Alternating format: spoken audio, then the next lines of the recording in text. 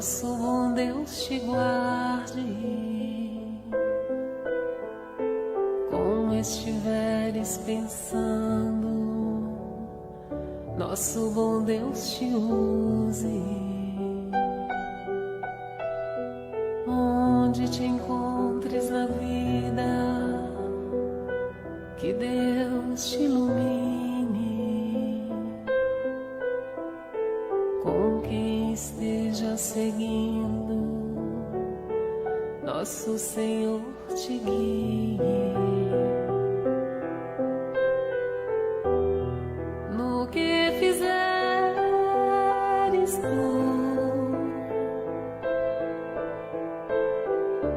peço ao bom Deus que possa te amparar, e em cada passo teu a mão de Deus virá te abençoar. Boa tarde a todos. Nós queremos nos desculpar, pois pela demora, porque teve uns problemas técnicos. Vamos dar continuidade ao nosso segundo momento com o palestrante Mariano Sampaio, com o tema Os Benefícios da Prece. Meus amigos, minhas amigas, que estão em casa, nos assistindo, nos acompanhando, nós agradecemos primeiramente as bênçãos de Deus, a permissão de Deus por estarmos aqui nesse final de tarde e quase início de noite, para falarmos de um tema tão importante em nossas vidas, que é os benefícios da prece. Mais especificamente, a prece. Se nós fôssemos dizer o que é a prece, nós poderíamos dizer que a prece é a comunhão que a criatura tem, primeiramente com Deus, que é o Criador de todas as coisas, é o orquestrador do universo, depois com o Mestre Jesus, que é o nosso guia e modelo aqui no planeta Terra, e depois com os bons espíritos, para que nós possamos reverter ou favorecer a nossa convivência física e mental aqui na Terra de uma maneira mais salutar. Então a prece é, na verdade, essa comunhão com a superioridade celestial que é Deus, com Jesus e com os bons espíritos. Então, quando nós fazemos a prece, nós nos revertemos, nós nos fortalecemos para que possamos ter uma vida mais saudável, tanto do ponto de vista físico, quanto do ponto de vista espiritual. É interessante que todos nós, ao fazermos uma prece, nós podemos dizer que esta prece, na verdade, é a elevação do pensamento, é a elevação do espírito até Deus. E a oração seria a articulação desta prece. Então, quando nós nos predispomos a fazermos as nossas preces, nós estamos abrindo um canal diretamente com as potencialidades celestiais. Quando Jesus esteve conosco, Ele nos demonstrou claramente como é que nós devemos fazer a prece, como devemos proceder, porque a partir do momento em que nós elevamos o nosso pensamento ao Altíssimo, seja qual estimativa, digamos assim, social nós tenhamos, ou compreensão social nós tenhamos de Deus, todos nós seres humanos, ao elevarmos o nosso pensamento a Deus, nós estamos fazendo uma prece. Então, independentemente do nosso sistema religioso, dos nossos credos, das nossas crenças, todos nós fazemos uma prece, e essa prece entra como uma espécie de comunhão. Então dizíamos que Jesus, ele nos ensinou a fazer de fato uma prece. Diz os evangelistas que Jesus estava numa cidade na região da Samaria, que era uma região dissidente da Judéia. Então ele fica próximo a um poço e de repente aparece uma mulher samaritana. Os samaritanos, à época do Cristo, eram aquelas pessoas que eram excluídas do judaísmo. Eles não tinham os mesmos acessos, por uma questão social, política, eles não tinham o mesmo acesso. Então Jesus, vendo aquela mulher de uma outra etnia, se é que é assim podemos dizer, pede água para ela.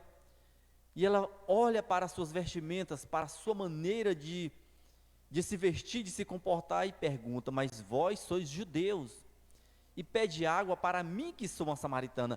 Então Jesus aproveita nesse momento para nos dar uma lição viva a respeito da independência das nossas crenças. Então ele diz para aquela mulher: todo aquele ou aquela pessoa que eleva seu pensamento para Deus, este entra em comunhão com Deus, independentemente de irem a qualquer que seja o templo religioso, porque os samaritanos eram impedidos de ir ao famoso templo de Jerusalém.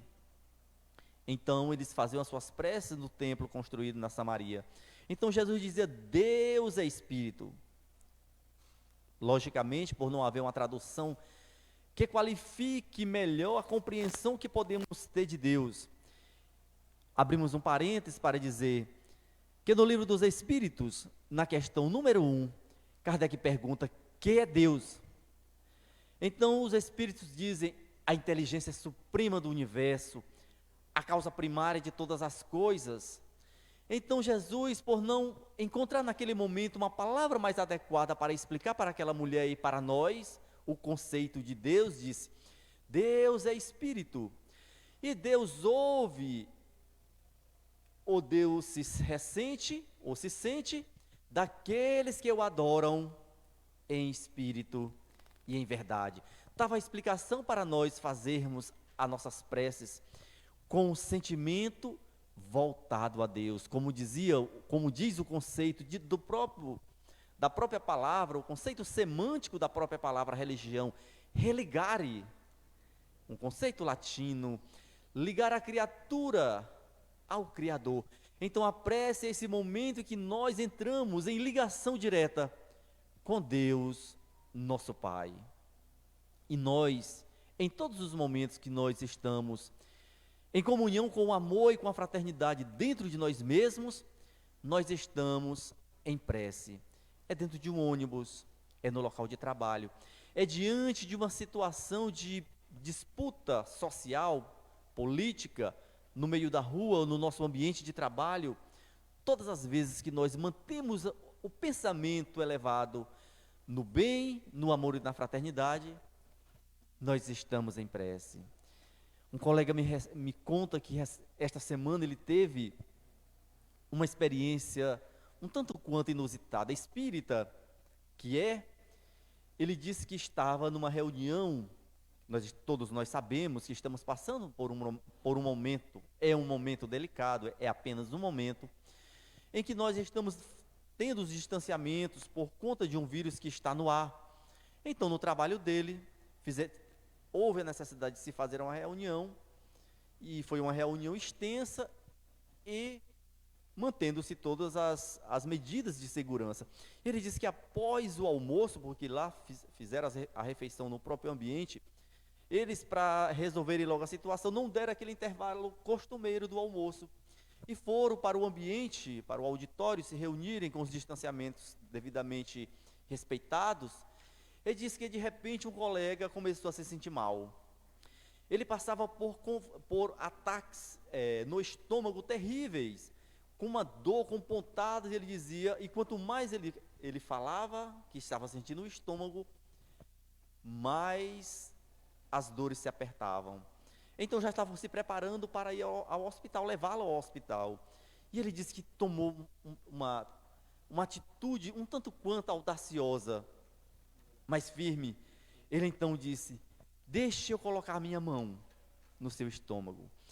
E ele, percebendo que o ambiente é um ambiente que a maioria das pessoas tem uma verdadeira aversão aos espíritas e ao espiritismo, porque muitas pessoas acreditam que no centro espírita nós evocamos ou adoramos o demônio. E um grande espírita dizia: se no centro espírita nós adoramos o demônio, é sinal de que o demônio já se modificou, porque o demônio nos pede a amarmos cada vez mais os nossos semelhantes, a compreendermos, a caminharmos os 2000 passos que Jesus nos convida a caminhar quando nós somos forçados a caminharmos 1000, que nos convida a perdoarmos indistintamente. e termos um olhar de compaixão para com tudo e para com todos.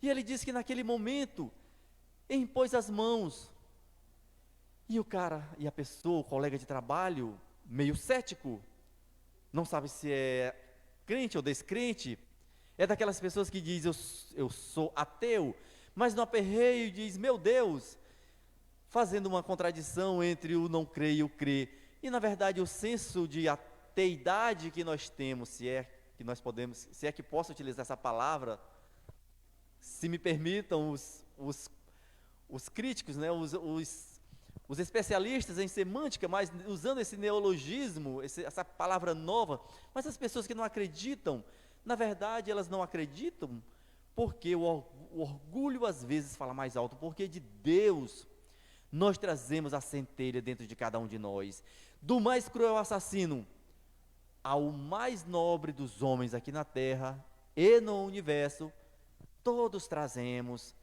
a centelha de Deus dentro de nós.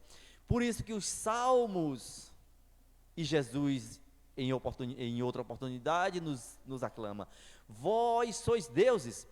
Então, porque trazemos isso dentro de nós, e ele disse que impôs as mãos naquele amigo, e ele disse que sentiu a necessidade de ser mais firme, e pousou a mão no estômago, porque nós sabemos que não passa, não precisa a gente tocar, mas por uma questão física e psíquica, ele resolveu tocar, e a criatura parou, ele disse, fecha os olhos, e ele disse que a criatura, o colega, começou a dizer, está esquentando, eu não acredito, está aliviando, e em pouco tempo ele disse que recolheu-se no quarto, no templo do coração, como dizia Jesus, e fez uma prece dizendo, Senhor, não sou digno da minha mediunidade, mas se me permite favorecer este colega, este amigo de trabalho, com a minha mediunidade de cura, permita-me curá-lo. E o colega disse de olhos fechados, não estou acreditando, gente, isso não existe. E ele disse, pronto, meu colega disse, pronto.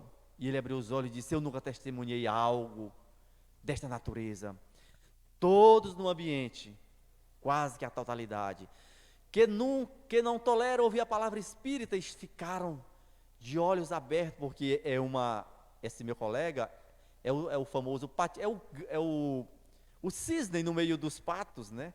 É o patinho feio patinho feio da fábula.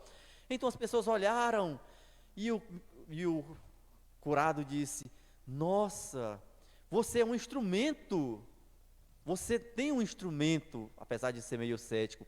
E ele disse, e ele, muito humilde, disse, não, você que é, digamos assim, você que é um merecedor. E uma das pessoas já ficou com raiva, porque ali que tratava-se de uma cura direta, disse, ninguém aqui é merecedor, Deus é que é infinitamente bom.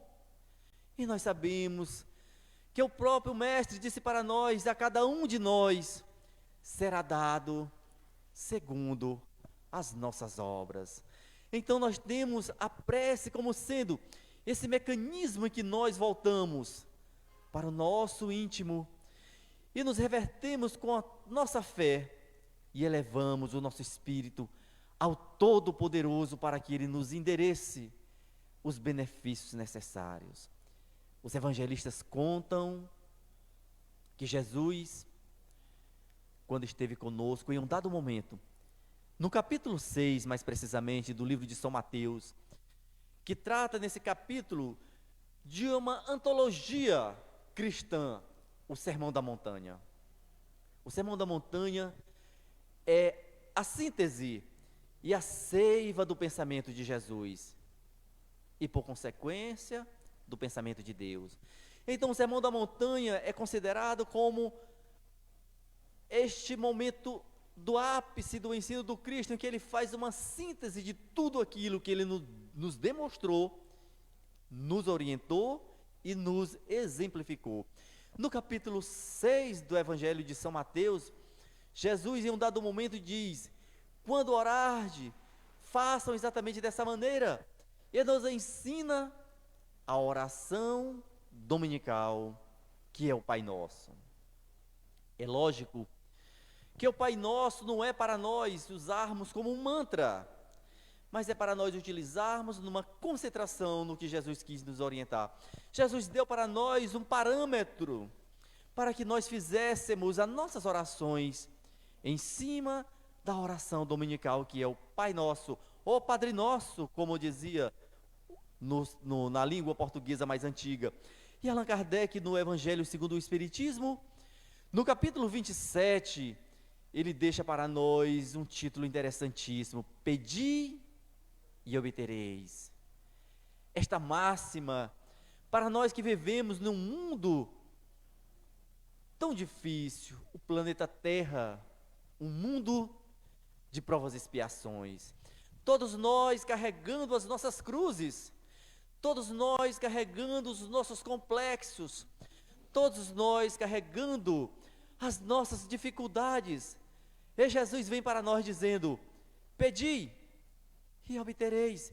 E mais à frente, no capítulo 28 do Evangelho segundo o Espiritismo, Allan Kardec deixa para nós, no capítulo 28, uma coletânea de prece, não para utilizarmos como algo fechado, mas como uma orientação para o nosso sistema psicológico. Da mesma maneira, Jesus, perante aquelas 5.000 pessoas, abre os braços para aquela multidão, eleva o seu pensamento ao alto e diz: Pai nosso que estás no céu. Abrindo o primeiro item que deve compor uma prece, que é a louvação a Deus. O reconhecimento desta potencialidade que nos descreve a primeira pergunta do Livro dos Espíritos.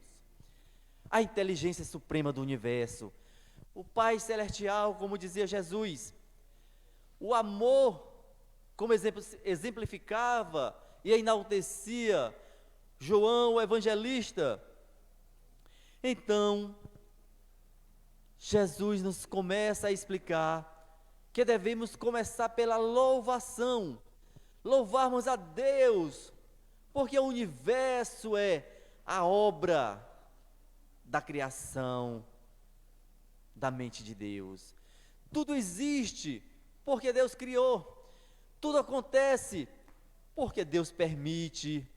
E Jesus dizia: nenhuma folha cai de uma árvore, nenhum cabelo se torna branco na nossa cabeça, sem que não haja tido a permissão de Deus.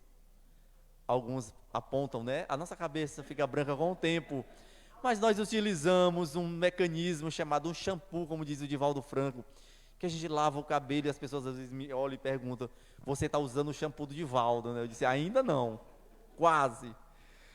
Chego lá, chegaremos, se Deus quiser, se for da permissão de Deus. Então, Jesus começa dizendo, Pai Nosso, dizendo que aquela multidão que compunha as pessoas que acompanhavam o Sermão da Montanha, mais de 5.000 criaturas, pessoas de toda a natureza, de todos os matizes, Jesus se dirigiu a eles: Pai Nosso, de todos nós, porque Deus é Pai. Todos nós somos filhos de Deus, embora a maioria de nós não tenhamos despertado para esta realidade cósmica, a paternidade de Deus e a irmandade que nos liga uns aos outros, do mais cruel assassino ao mais perfeito espírito, todos irmãos. Então Jesus começa a enaltecer, a louvar a Deus: Pai Nosso que estás no céu, santificado seja o seu nome. Então, fazendo uma elevação e louvando a grandeza do Pai Celestial. E em seguida Jesus passa para o segundo ponto que deve compor a nossa prece, a petição, ou pedir. Então Jesus começa dizendo: dai-nos o pão nosso de cada dia, dizendo para nós que nós devemos pedir o pão nosso, ou seja, somente o necessário, porque nós só seremos felizes quando tivermos felizes com o necessário, quando não tivermos mais envoltos com os delírios do mundo material. Então Jesus diz: pedimos apenas o pão nosso de cada dia, ou seja, a vestimenta necessária, o alimento necessário para que nós possamos manter a nossa vida. Então começa a nos dar um exemplo desse desligamento do mundo material, porque a gente não deve pedir a beleza, já que a beleza é algo absolutamente subjetivo e temporário. Nós não devemos, falando da beleza física naturalmente, material, nós não devemos pedir a riqueza, porque a riqueza pode muitas vezes ser para nós algo que nos levará para termos débitos muito maiores. Uma vez eu explicando isso para um colega, que devemos seguir o que Jesus nos disse, que é pedir o pão nosso de cada dia. Ele disse: eu peço muito mais do que o pão nosso, porque o pão nosso é tão pouco de cada dia. Então eu peço muito mais, e eu peço todos os super prêmios da Mega Sena. Nós temos da virada de ano, a de São João, não sei se teve agora. Depois vem a da Independência. Ele disse: a cada um eu estou lá pedindo. Eu disse: mas será se você ganhando um prêmio tão alto assim, isso não haverá de lhe tornar uma pessoa mais egoística, mais egocêntrica, ou mais avarenta, ou mais predisposta a uma perdição maior? Porque o dinheiro traz sensações boas, mas traz também responsabilidades. Ele disse: não, a primeira coisa que eu faria era doar 50%. Aí eu dei uma pigarria. 25% tá bom, não tá não? E ele terminou nos 10%, tá bom, o dízimo é o necessário. Então nós devemos pedir o pão nosso de cada dia, porque Deus nos dará o resto por acréscimo. Eu lembro desta figura maravilhosa que é Allan Kardec, em Obras Póstumas, lá no finalzinho desse livro, que é uma coletânea de pensamentos, encontrado pelos amigos de Allan Kardec quando ele desencarnou. E lá no último capítulo, Allan Kardec fala desta felicidade que nós temos do homem feliz, e Allan Kardec diz: feliz é aquele que não se detém com os valores materiais, feliz é o homem que é feliz com o que tem. Porque há um ditado, acho que é piauiense, há um dito que diz: o pouco com Deus é muito. E é verdade, mas o muito sem Deus é absolutamente nada, porque nós podemos estar extremamente na opulência da beleza ou da riqueza, e nos sentirmos extremamente pobres, vazios. Mas nós podemos estar numa choupana, mas quando nós temos Deus, nós estamos na plenitude da beleza e da riqueza, porque não há bem maior do que a introspecção de Deus em nós. Quando nós descobrirmos e atentarmos para esse ponto, nós finalmente começamos a bater ou a abrir um pouquinho da porta chamada de felicidade. Então Jesus começa a pedir o pão nosso de cada dia. E em seguida, Jesus continua no terceiro tópico, que é o agradecimento. Agradecer a família que nós temos, agradecer o dia que nós tivemos, agradecermos a bênção da saúde, ou mesmo a instabilidade da doença, agradecermos tudo o que nos toca. E quando nós agradecemos, nós estamos nos tornando pessoas mais humildes, que é este o ponto fundamental para a nossa comunhão com Deus.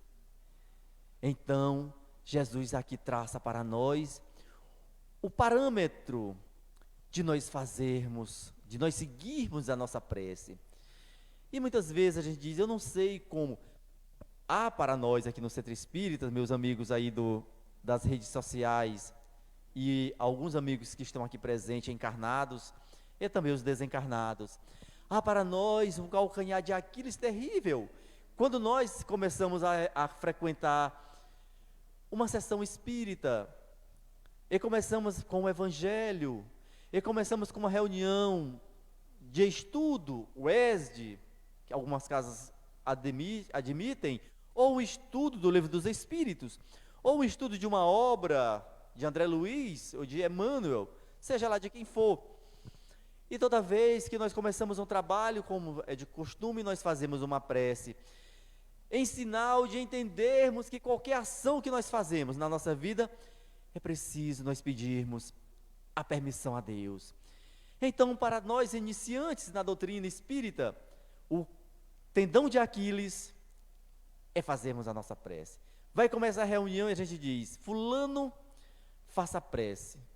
Aí o fulano diz: hoje não estou muito bem, porque o ônibus atrasou. Na verdade não está tendo nem ônibus em Teresina, mas o ônibus atrasou, e quando eu entrei estava muito quente, e eu não estou lá muito bem. Então Beltrano diz: não, é que eu estou assim meio desconcentrado, a minha voz está meio falha, estou meio afônico, a voz limpa como um instrumento de Beethoven.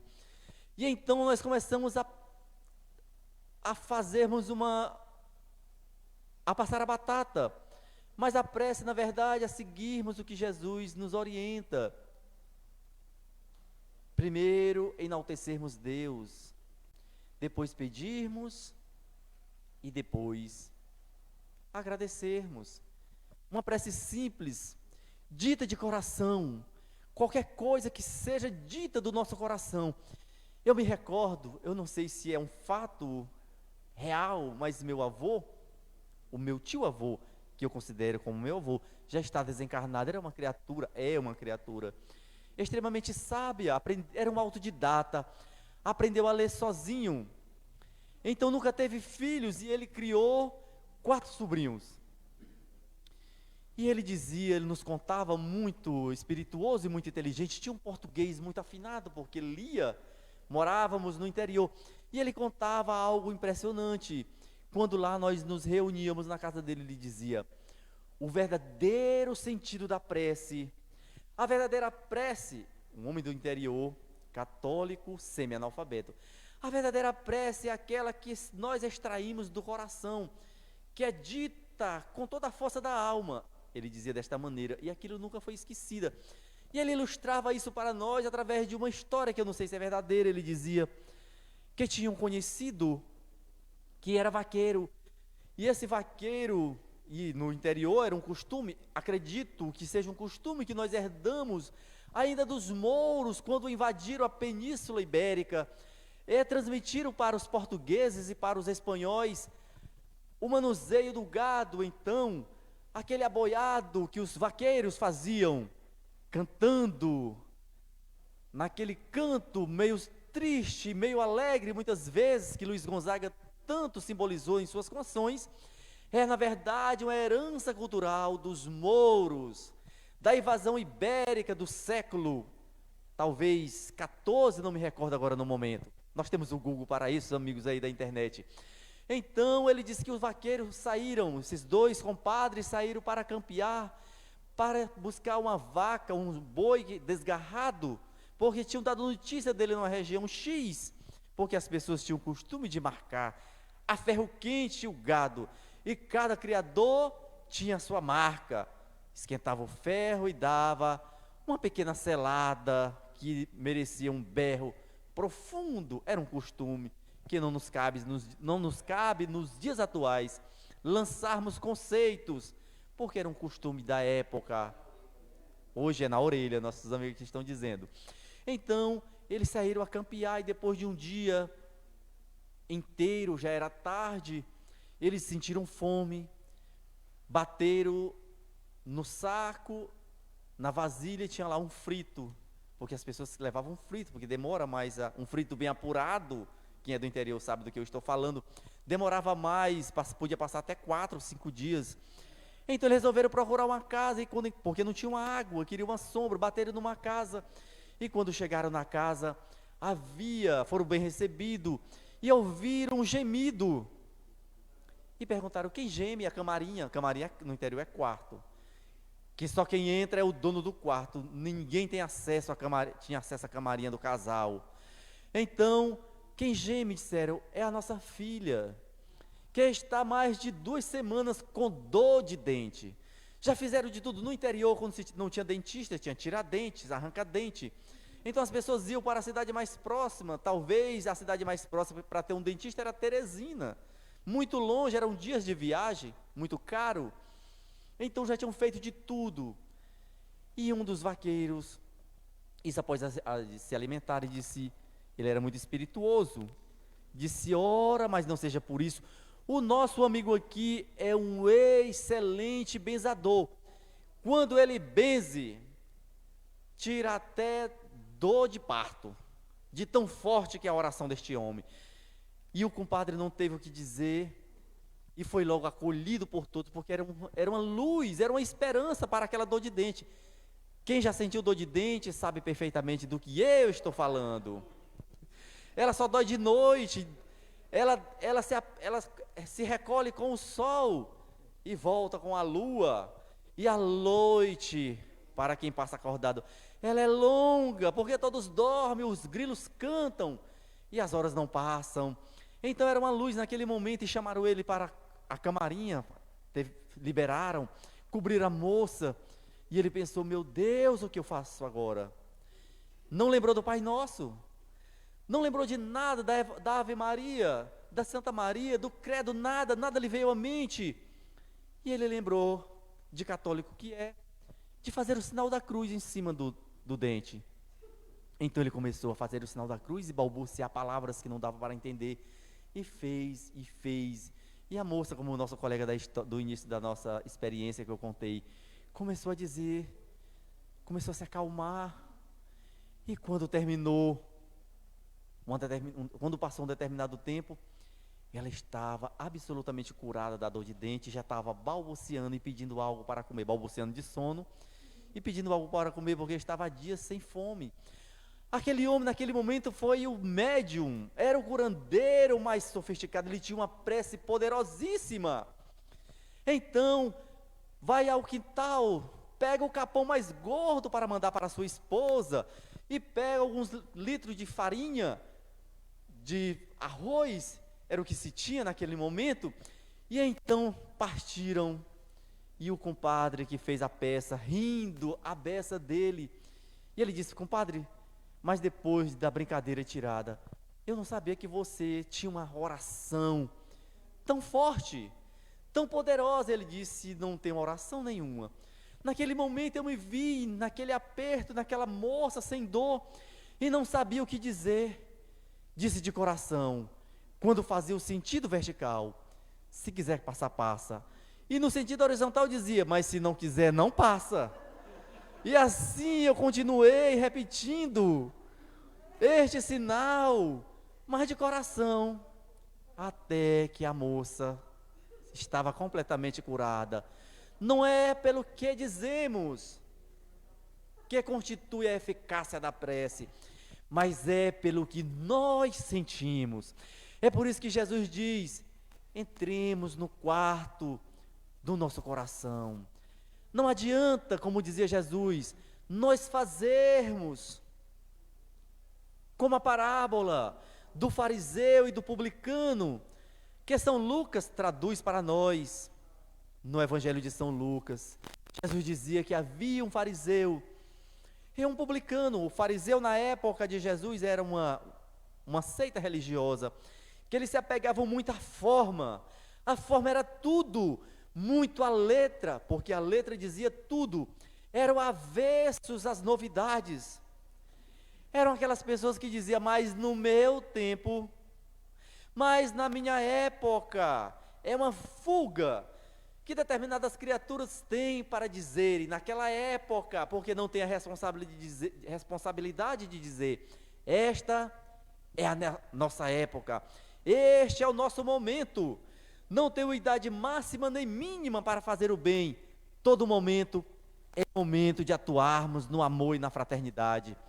Então, o fariseu dentro do templo, rezava para Deus, dizendo, Senhor, eu que sou digno de estar na tua casa, permita-me que eu não seja como aquele publicano, porque os publicanos eram uma determinada casta, vou abrir aqui umas aspas, mas era um tipo de político, religioso político de pessoas que eles eram os coletores de impostos, eram odiados, porque os hebreus, os judeus, o único imposto que eles permitiam, além do imposto para o rei, seria o imposto do dízimo para a casa de Deus. O imposto romano era uma afronta a Deus. Então eles odiavam os publicanos, e os publicanos eram tidos como pessoas de má vida. Então o fariseu dizia: não me torne como aquele publicano que está lá fora orando. E o publicano orava do lado de fora e dizia: Senhor, não sou digno de entrar na tua casa, mas permita-me que eu seja uma criatura mais humilde e mais observadora das tuas leis. E Jesus disse: em verdade, aquele publicano voltou para casa com seus pecados reconhecidos e abrandados, do que aquele fariseu. É o que nós sentimos. E é por isso que Jesus estabelece para nós que a prece é este benefício que nos torna melhores. Porque a partir do momento que nós fazemos a nossa prece, nós começamos a trabalharmos em nós a nossa humildade. Então a prece nos torna criaturas melhores e criaturas mais fortalecidas, principalmente com o ataque das forças do mal. A gente não fala aqui no sentido absoluto, mas no dia a dia mesmo. É aquela luz da companhia elétrica da cidade que a gente vive, que a gente tem aquela vontade de fazer um desvio.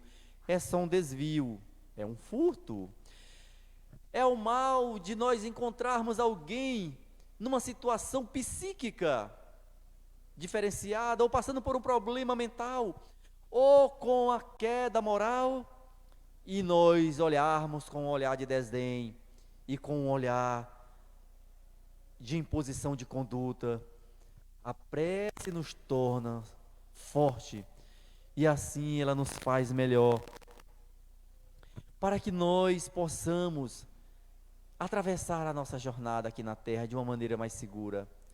Nós podemos, como disse Jesus, descrito aqui no Evangelho segundo o Espiritismo, no capítulo 27, pedir, porque quando nós pedimos, nós obteremos. E pedir desculpa ou pedir perdão pelas nossas faltas é uma das ações que nós devemos sempre fazer nas nossas preces. Mas é preciso fazer algo consequentemente a essa prece.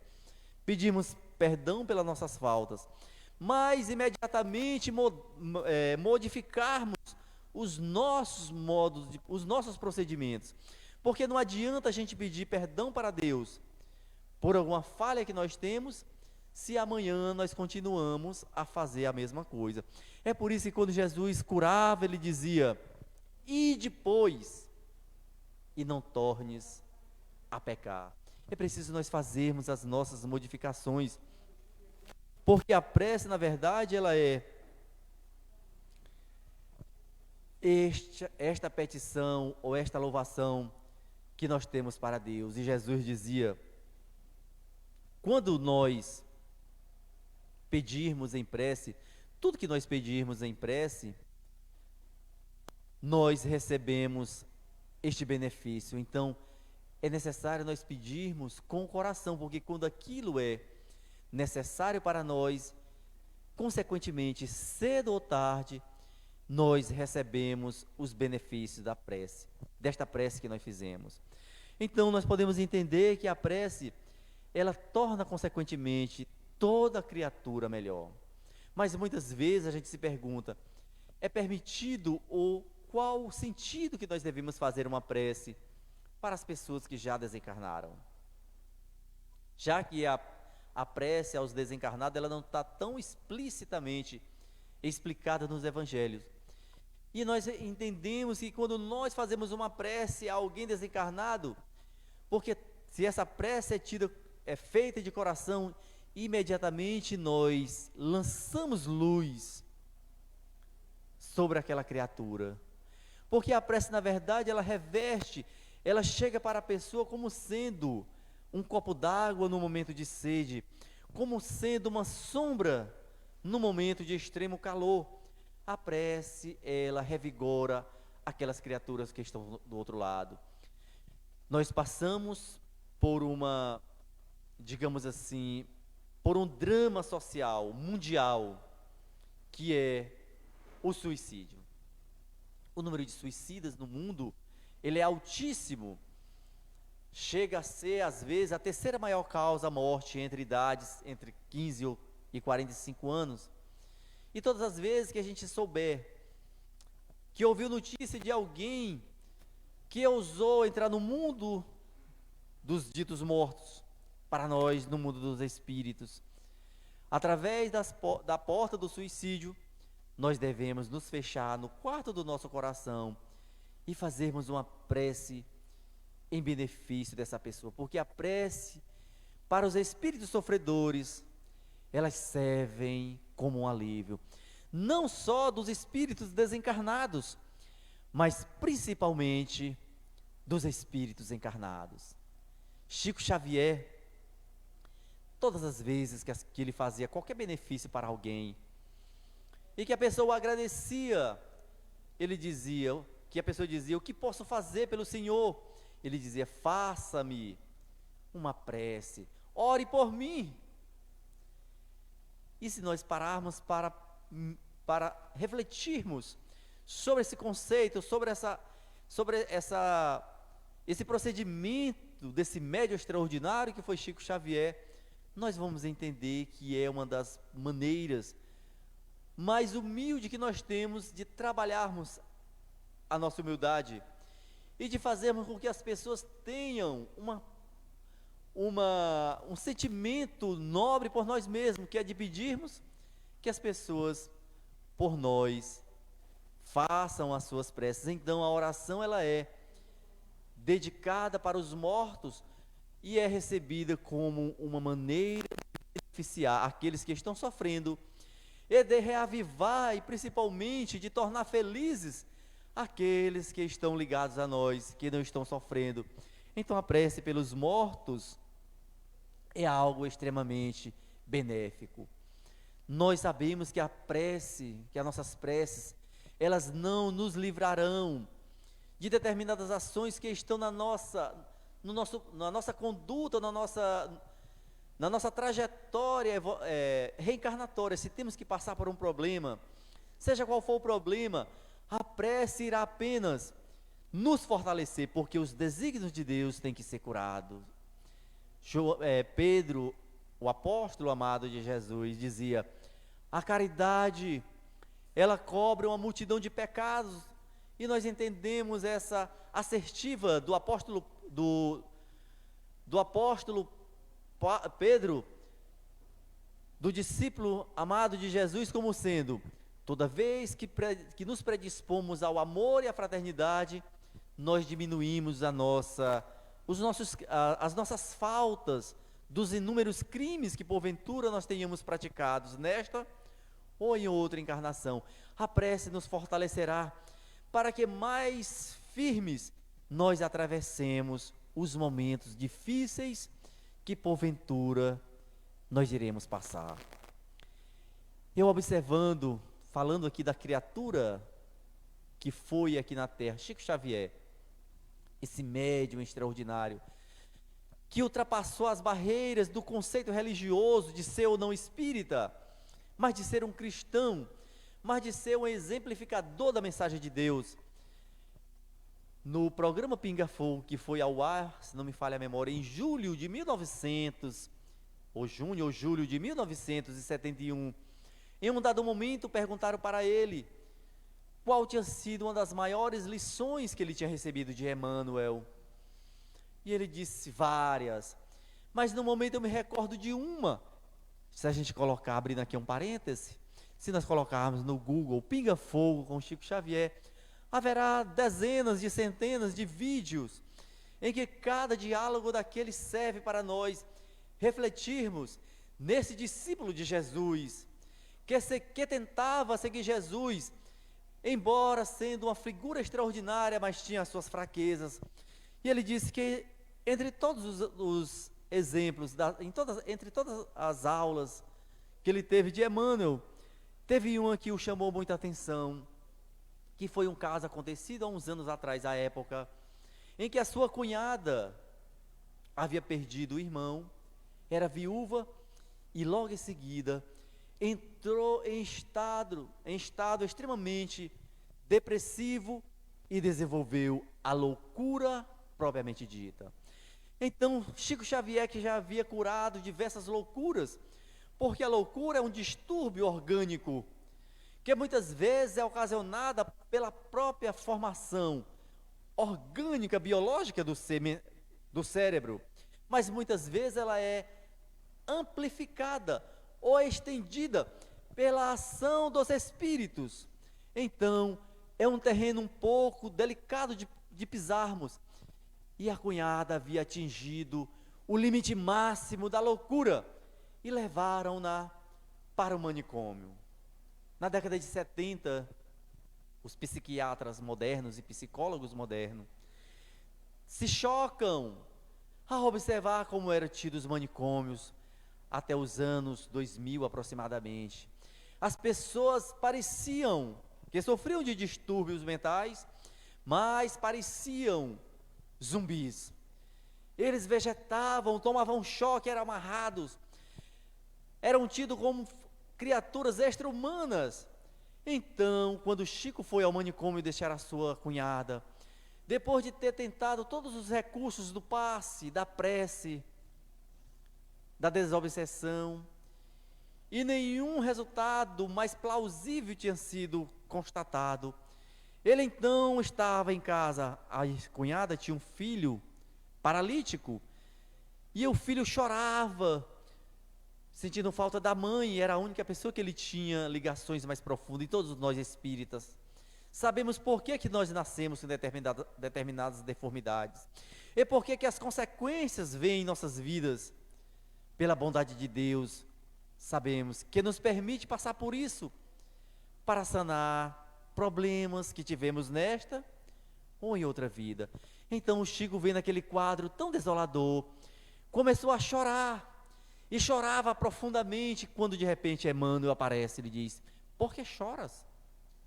E ele pensou: mas meu Deus, é meu guia, e não sabe do que aconteceu, não viu, que fomos ao manicômio. Ele, muito humilde, e disse, não disse desse jeito, mas pensou: é que minha cunhada, e contou toda a história, ficou louca, e está no manicômio, e a situação doméstica que se instalou me leva a essa grande tristeza, e é por isso que eu choro.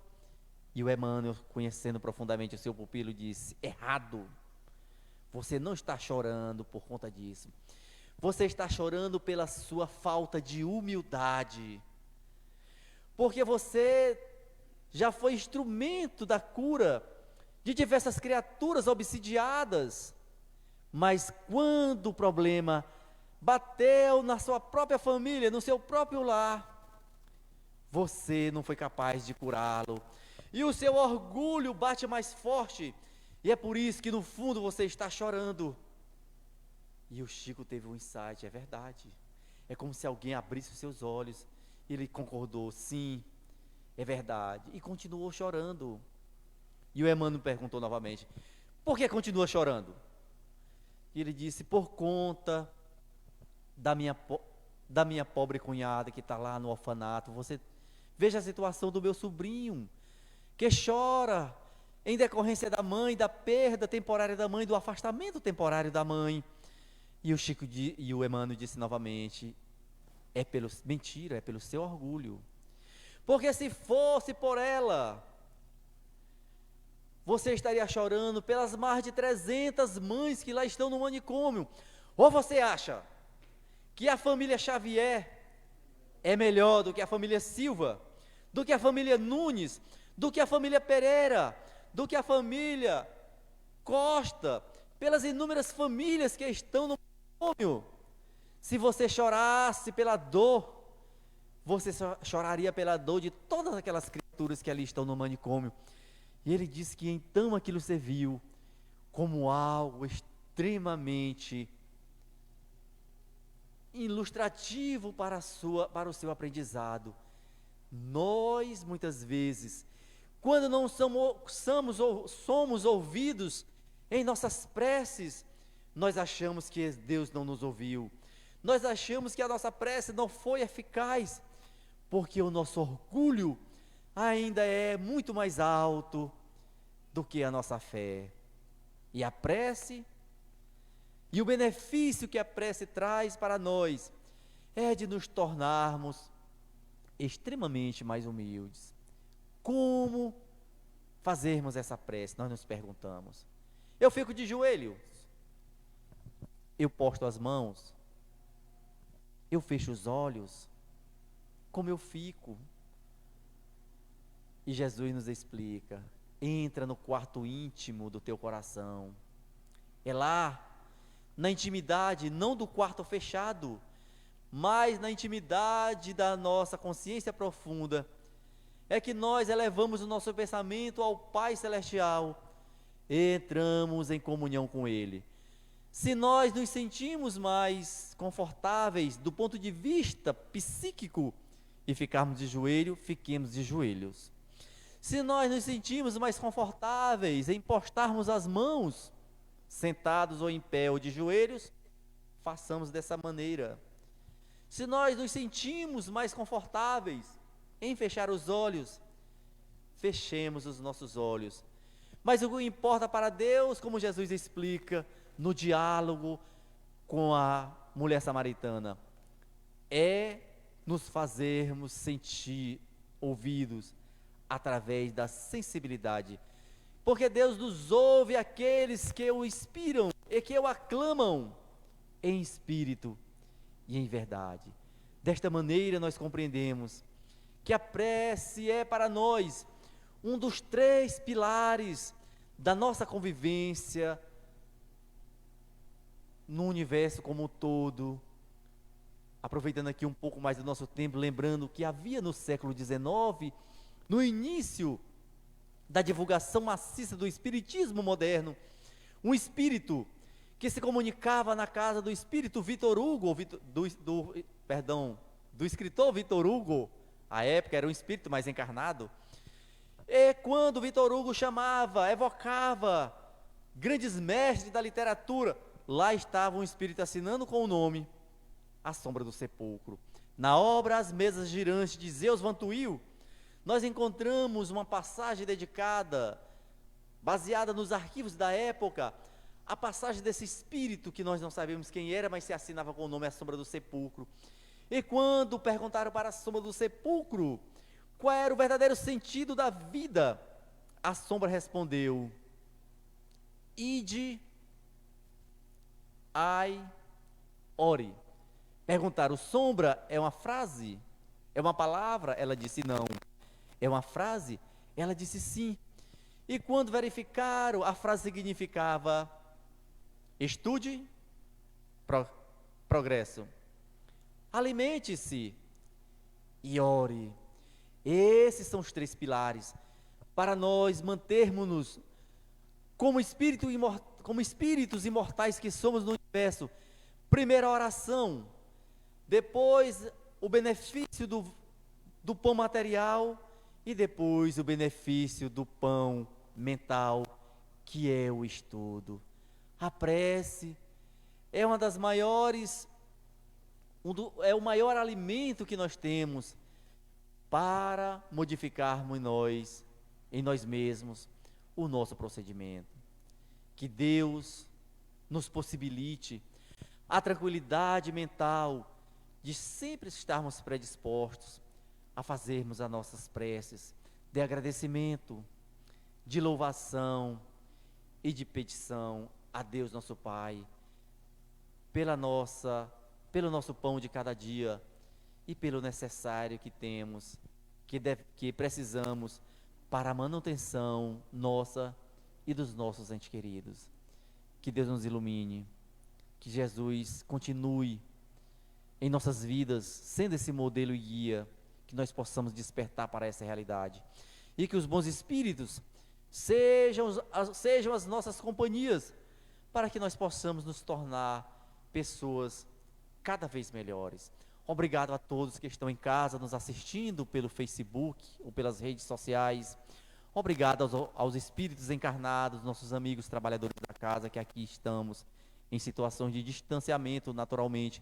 E aos espíritos desencarnados que estão aqui presentes, que nos assistem e que nos influenciam para que nós possamos ter, pelo menos nesse momento, esse lampejo, esta reflexão, ou essa entreabertura da porta da felicidade, que é a felicidade do amor, que vem de Deus. Muita paz a todos e a todas, e o nosso muito obrigado.